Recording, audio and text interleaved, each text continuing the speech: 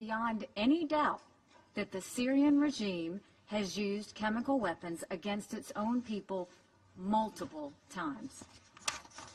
On Tuesday, the Assad regime launched yet another chemical attack on civilians, murdering innocent men, women, and children in the most gruesome way. Assad did this because he thought he could get away with it. He thought he could get away with it because he knew Russia would have his back. That changed last night.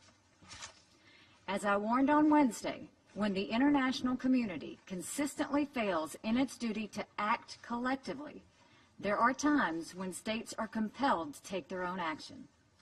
The indiscriminate use of chemical weapons against innocent civilians is one of those times. The United States will not stand by when chemical weapons are used.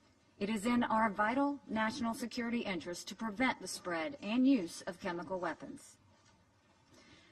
Our military destroyed the airfield from which this week's chemical strike took place.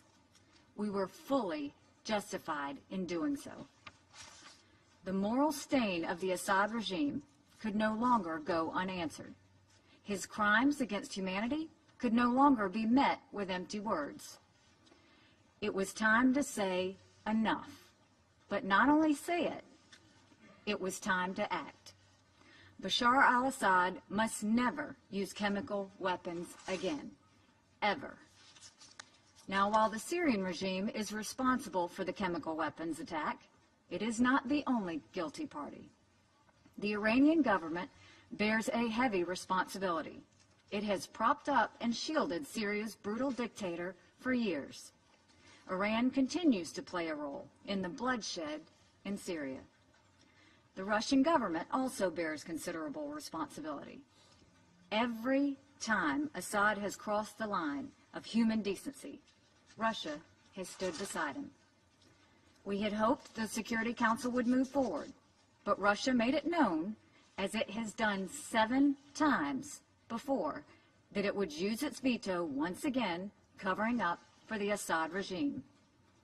Further delay by compromising with Russia for a watered-down resolution would have only strengthened Assad. Strengthening Assad will only lead to more murders. We were not going to allow that. But it's even more than that. Russia is supposed to be a guarantor of the removal of chemical weapons from Syria. Think about that. Russia is supposed to have removed all the chemical weapons from Syria. But obviously, that has not happened, as innocent Syrians continue to be murdered in chemical attacks.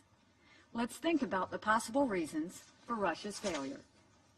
It could be that Russia is knowingly allowing chemical weapons to remain in Syria. It could be that Russia has been incompetent in its efforts to remove the chemical weapons. Or it could be that the Assad regime is playing the Russians for fools, telling them that there are no chemical weapons, all the while stockpiling them on their bases. The world is waiting for the Russian government to act responsibly in Syria. The world is waiting for Russia to reconsider its misplaced alliance with Bashar Assad. The United States will no longer wait for Assad to use chemical weapons without any consequences. Those days are over. But now we must move to a new phase, a drive toward a political solution to this horrific conflict. We expect the Syrian regime and its allies to take the UN political process seriously, something they have not done up until this point. We expect Russia and Iran to hold their ally accountable and abide by the terms of the ceasefire. We expect this council to speak loudly and forcefully when the regime or its allies undermine the political process, and countless of our own resolutions. The United States took a very measured step last night. We are prepared to do more, but we hope that will not be necessary. It is time for all civilized nations to stop the horrors that are taking place in Syria and demand a political solution. Thank you.